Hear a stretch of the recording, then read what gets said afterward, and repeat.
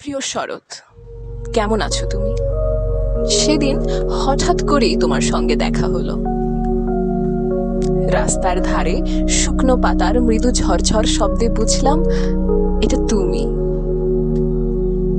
তোমার দমকা হাওয়ায় এক অদ্ভুত শান্তি। মনে হলো যেন কোনো পুরনো বন্ধু কাঁধে হাত রাখল। শরৎ, তুমি আমায় মনে করিয়ে দাও সবকিছুরই শেষ আছে, কিন্তু সেই শেষ মানেই শূন্যতা নয়, থেমে যাওয়া নয়। প্রতিটি ঝরা পাতার ভেতরেই আছে এক নতুন শুরুর প্রতিশ্রুতি। শরৎ, তুমি আসলে পৃথিবী বদলে যায়, আমরাও খানিকটা বদলে যাই। একটু শান্ত, একটু গভীর, আর একটু বেশি কৃতজ্ঞ। ভালো থেকো প্রিয় শরৎ। আবারও তোমার সাক্ষাতের প্রতীক্ষায় থাকলাম। ইতি, এক শালিক। প্রকৃতিকে লেখা চিঠি। প্রিয় প্রকৃতি, তোমাকে এই চিঠিটা লিখছি। এই শরতের সকালে তোমার কাছে আমি আমার কৃতজ্ঞতা জানাতে চাই। তুমি কি সুন্দর করেই না সেজেছ।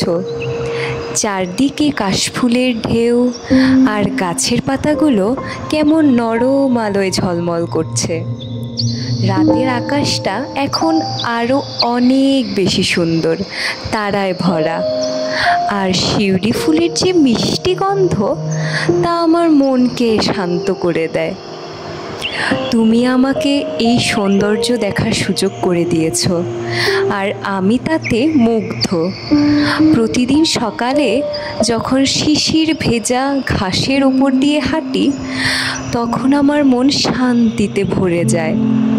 তোমার এই রূপ, তোমার এই ভালোবাসা আমাকে বাঁচতে শেখায়। তোমাকে ধন্যবাদ। তোমার এই সৌন্দর্যের জন্যই হয়তো আমরা আমাদের দুঃখগুলো ভুলে যেতে পারি। ইতি, তোমারই এক ভক্ত।